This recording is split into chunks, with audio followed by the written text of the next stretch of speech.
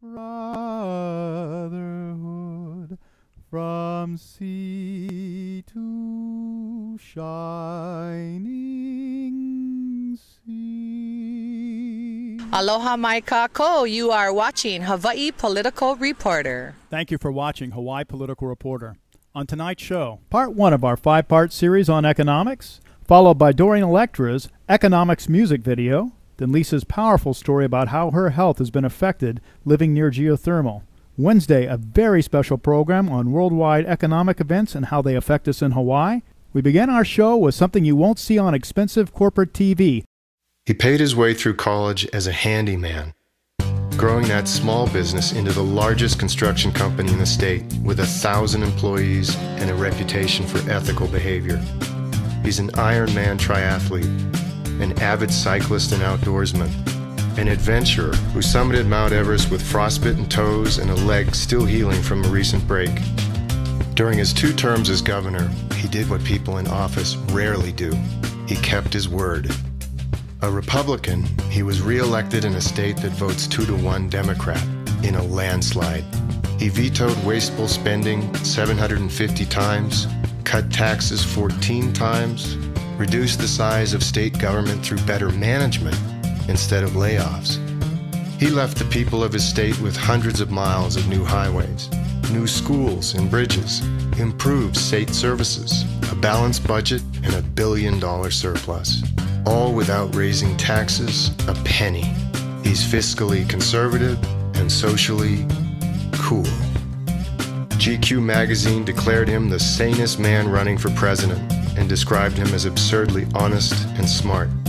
He will be on the ballot in all 50 states come November as an alternative to Mitt Romney and Barack Obama.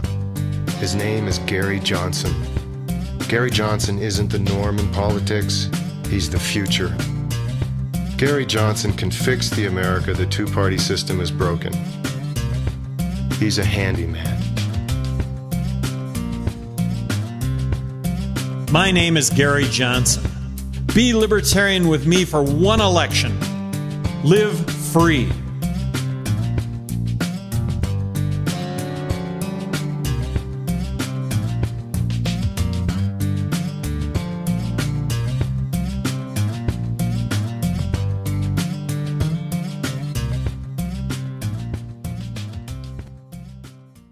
Hey everybody, this is Alex Merced from alexmerced.com, and basically this is the first in a series of videos that I'm going to call Economics for Libertarians. So this is Economics for Libertarians Part 1.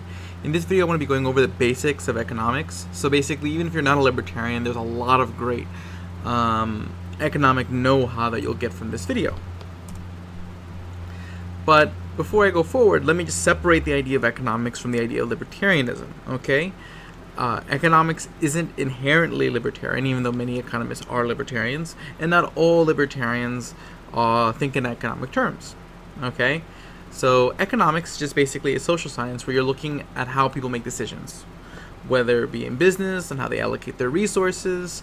And the basic gist is this: people want to allocate their resources efficiently. Oh, well, let me rephrase that. People want the resources that they want. Okay, so basically you want a chocolate cake, okay, but the only way to get that chocolate cake is to find someone with a chocolate cake and get it from them, but they're going to want something in return.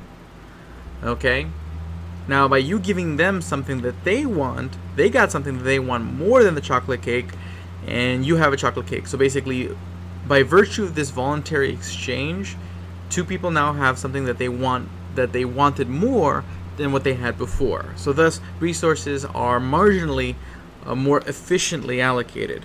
Okay, now back when the economy first started and people started first entering in these kind of transactions, the economy overall in an aggregate look was horrendously inefficient. Now as technology has evolved and people have become better at entering transactions, little by little the allocation of resources has become more and more efficient.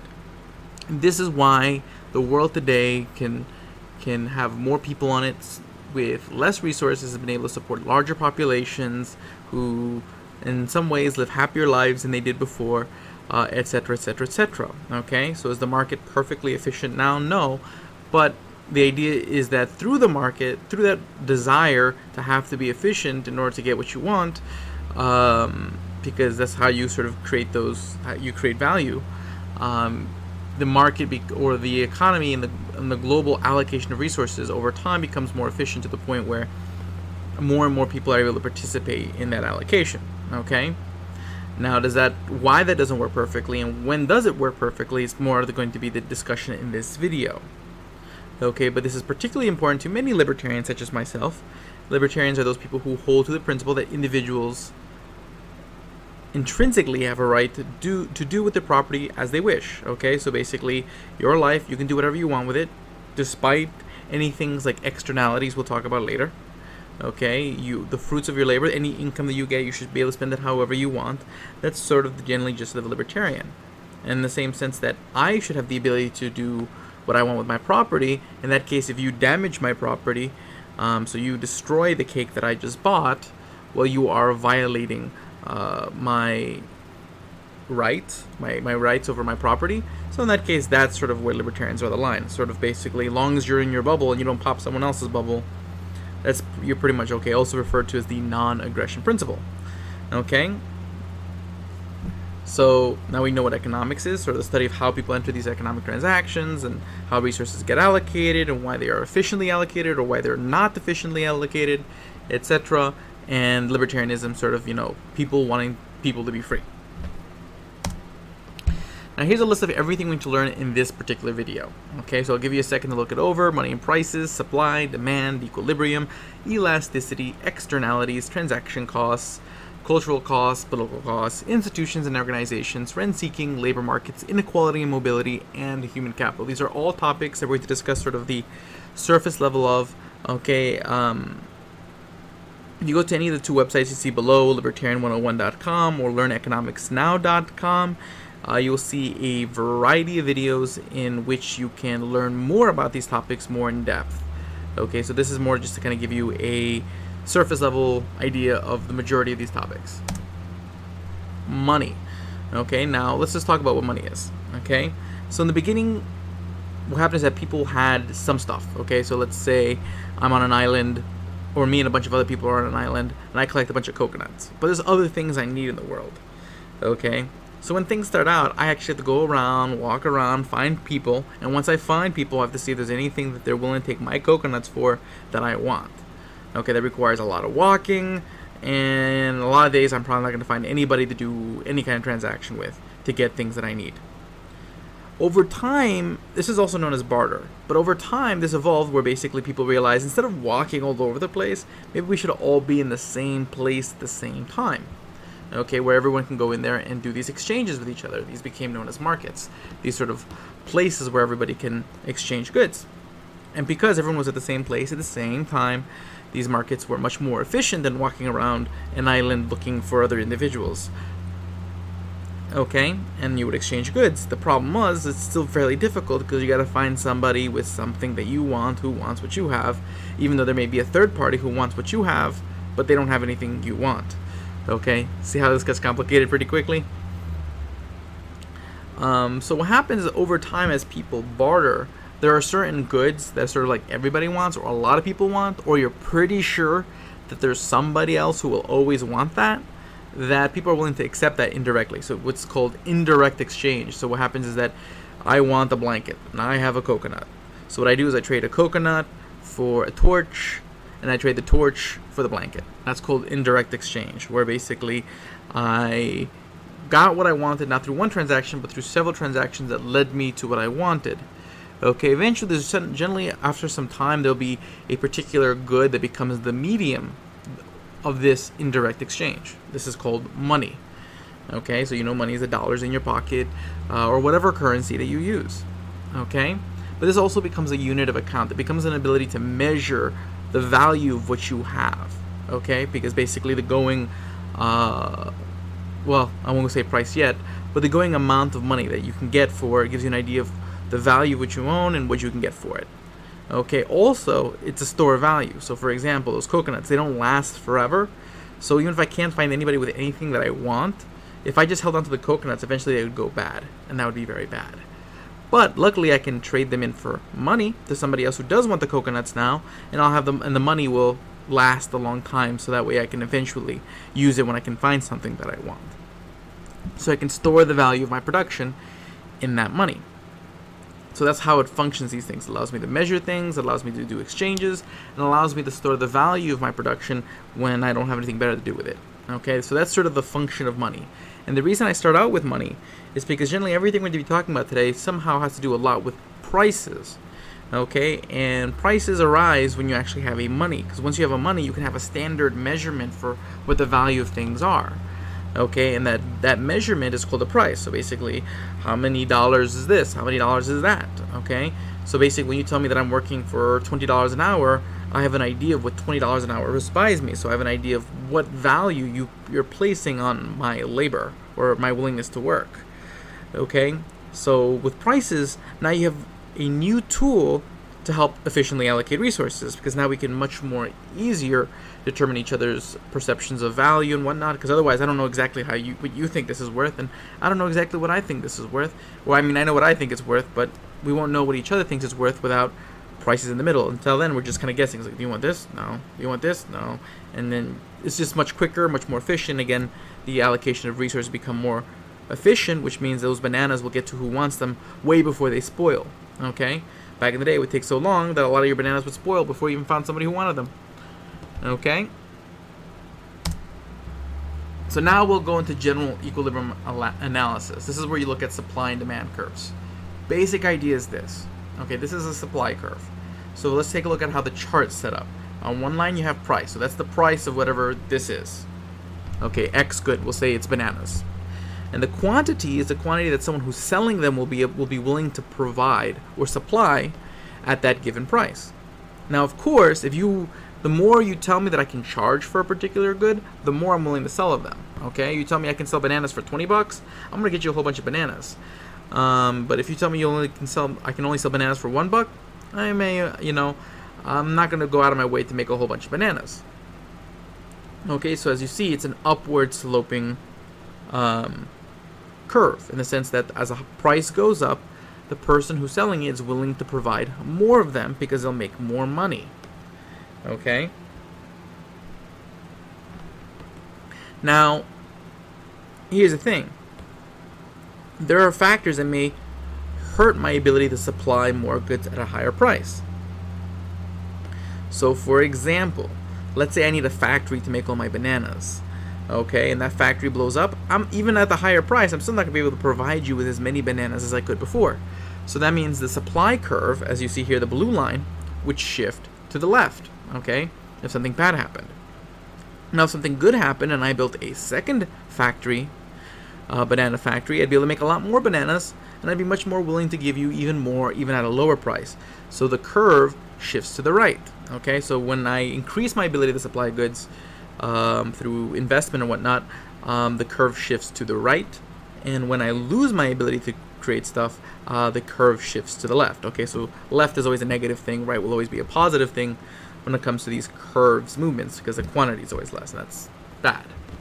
Okay, well, not bad, but it is what it is.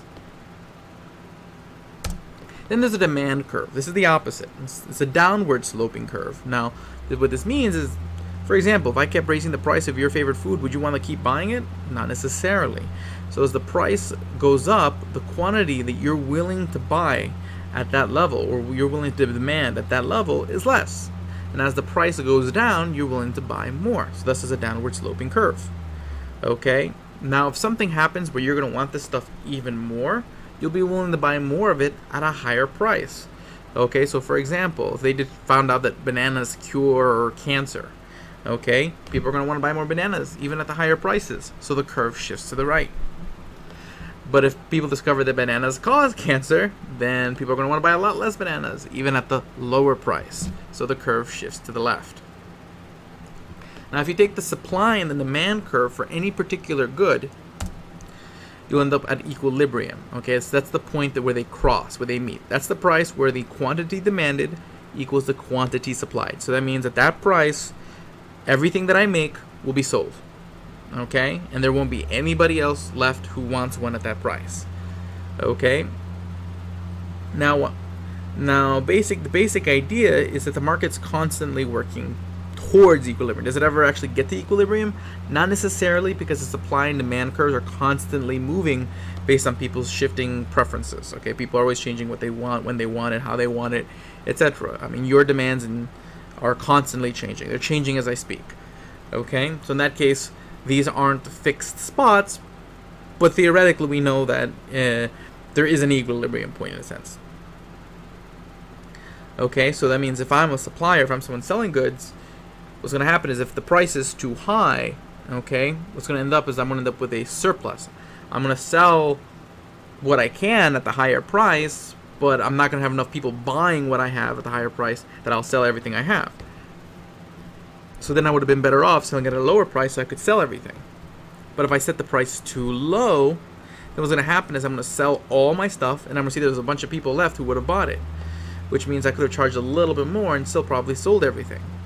And that'd be called a shortage. Okay, so when the price is too high, you end up with surpluses, and when the price is too low, you end up with shortages. Thus, as a supplier, if I have a shortage next time around, I'm going to charge a little bit more, and if I have a surplus next time around, I'm going to charge a little bit less. Thus, through my own individual action, I'm constantly moving towards that equilibrium point. Now, is the equilibrium point where is the ideal place to be? Not necessarily. Okay, that's a value judgment. I think a lot of us assume that equilibrium is where you want to be. Okay, because while the market clears at that point, that doesn't necessarily mean you're at sort of a socially optimal place. So, for example, at X price, the cure for cancer. Okay, there may be a price where the market clears, but there may be many more people with cancer who would particularly want that drug if it were at a lower price that the person would not be willing to supply. Okay, in a sort of socially optimal sense, you'd probably think that the price then should be lower. So even though there'd be a shortage,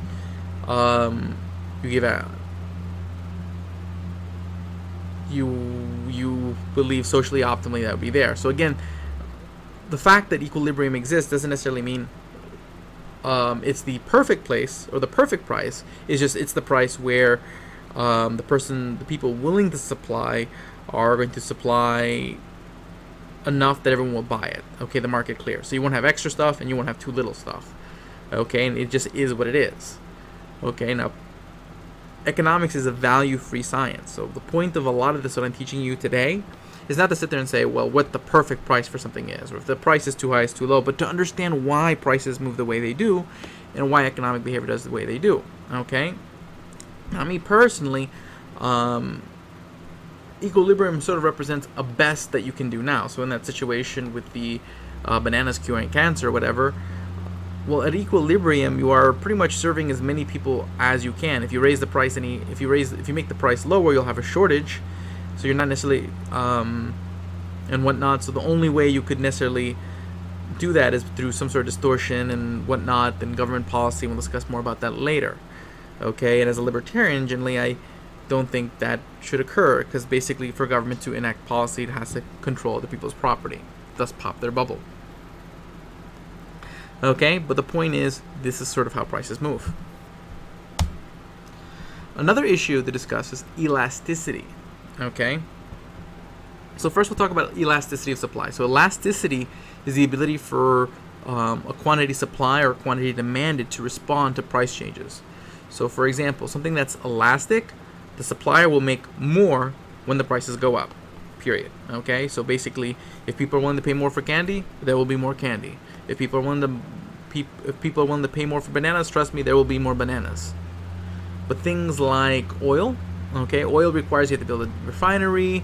It's not like suddenly if the price of oil goes up, they can just pop up another refinery or pop up another oil well.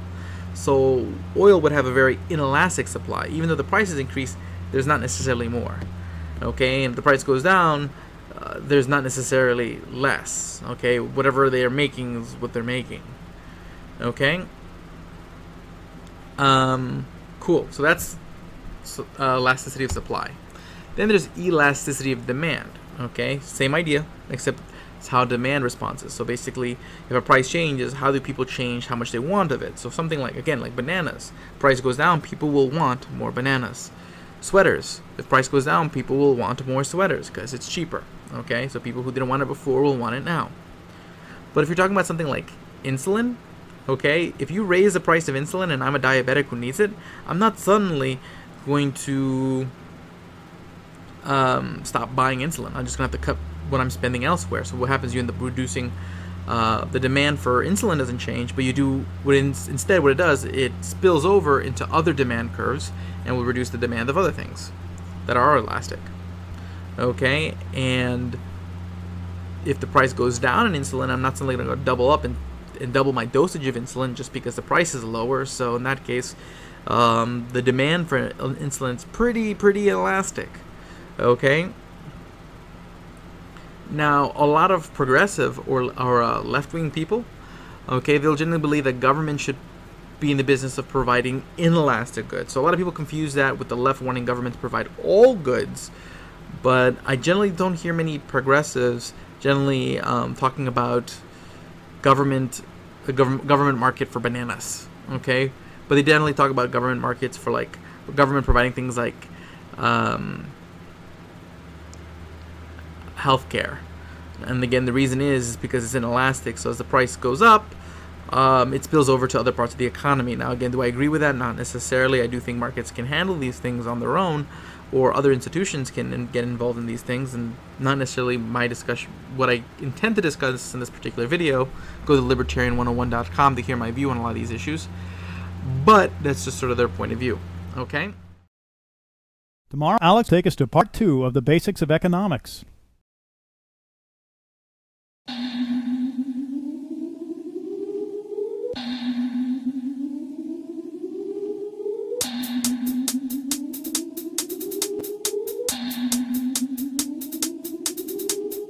We got it for cheap, that's the we got it for cheap, that's the we got it for cheap, we got it for cheap, that's the we got it for cheap, we got it for cheap, we got it for cheap, that's the re-up anthem.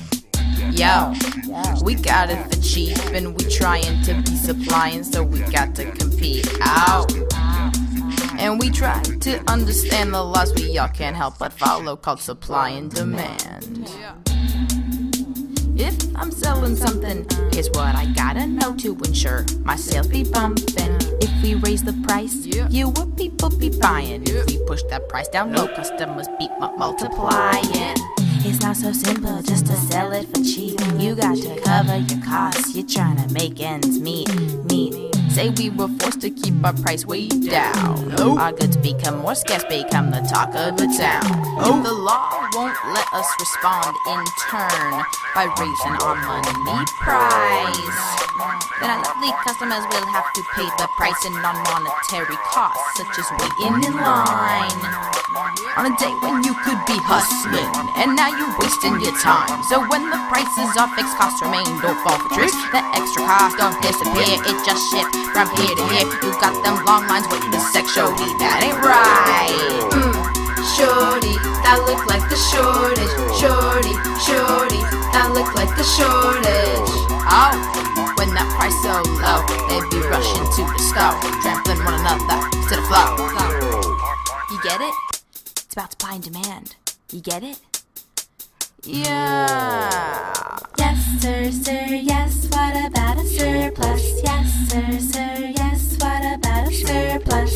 When you got leftover goods in your hands, cause the quantity supplied exceeds the quantity demanded. We got it for cheap, we got it for cheap, we got it for cheap, we got it for cheap, that's the we got it for cheap, that's the re-up anthem. Yo, we got it for cheap and we trying to be supplying, so we got to compete out. And we try to understand the laws we all can't help but follow, called supply and demand.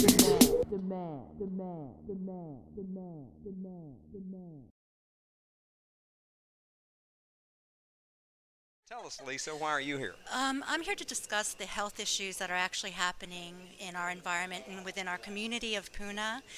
And I believe there's something that we can do about it, and I feel that we need to be educated as to what's really happening to us so that we may begin the healing of our community. Super. Are you, what new things have you heard this evening that you actually really liked? Oh, this evening in this testimony, it's all so close to my heart. I understand it, but it's you're talking to someone who died on 11/11/11 from pulmonary embolism and DVT because of this situation. And I actually am not doing well right now. I'm still having the effects of it. Today is day number 43 without pharmaceuticals. All I can say is the pain is still there, and I'm not getting enough energy and oxygen to my cells. And the reason for that is for a mitochondrial disease, which is created by the environment that we live in with this pentane gas and the emissions from the H2S gas, and its particulate matters of mercury and lead and a list of other chemicals that should not be in our environment that are killing us. And So I have the medical knowledge. I'm a medical transcriptionist for 27 years, and I have worked with leading physicians across the USA in research under autoimmune, and I can tell you what we're suffering. I can also tell you we need to go beyond this 6-month waiting for this money to come from our government. It's not going to come.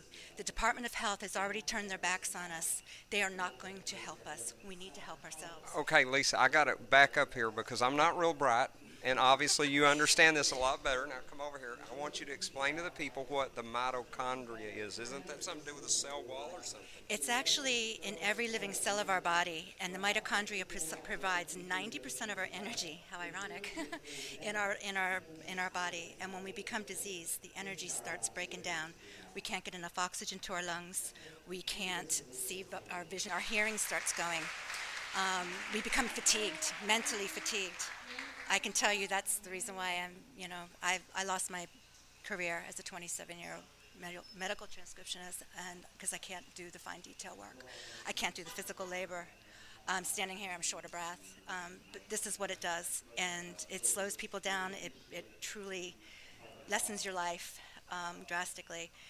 It also creates physical elements like cystic structures. Anyway, I'm not here to educate about mitochondrial disease. No, but we need this. I invite everyone to research this on their own because we have to take responsibility and we have to be the ones to make this change. We have to research mitochondrial disease and environmental factors. So what, I would go to Wikipedia, YouTube, where would I go to look up mitochondria? Just type it into your search finder. There should be all kinds of information. It's actually a pretty phenomenal process.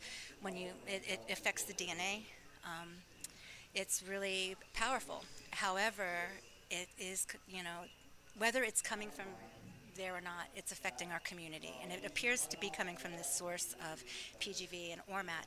I've received a threat from ORMAT, okay, not a threat, but a very nasty comment that I should take my lumps and Matrodom and rest in peace. But through email, because what I'm doing is going through crowdfunding. The government's not going to provide this for us. I have brought in Clark Testing, which is an independent laboratory testing that can test the facility itself. Forget all of this. This is a smokescreen.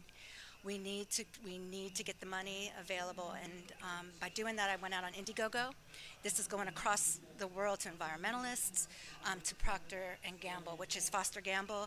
So we really need an outside source that is going to come in and help us. And if that can't happen, we need to pull together and make it. There is a cure for this. We need an HBOT tank, which is a hyperbaric oxygen tank. We need more oxygen. We need to get more supplements so that the toxins don't hurt us further. My case is pretty drastic. I don't want to go into my medical history here, but I'm really grateful to be here. Day 43, no pharmaceuticals. I'm coming through this, and I'm here for our future generation, and for the Aina of this land, and for our community, Puna, who are sick and need healing. So we're going to pull it together. Thank you, Lisa.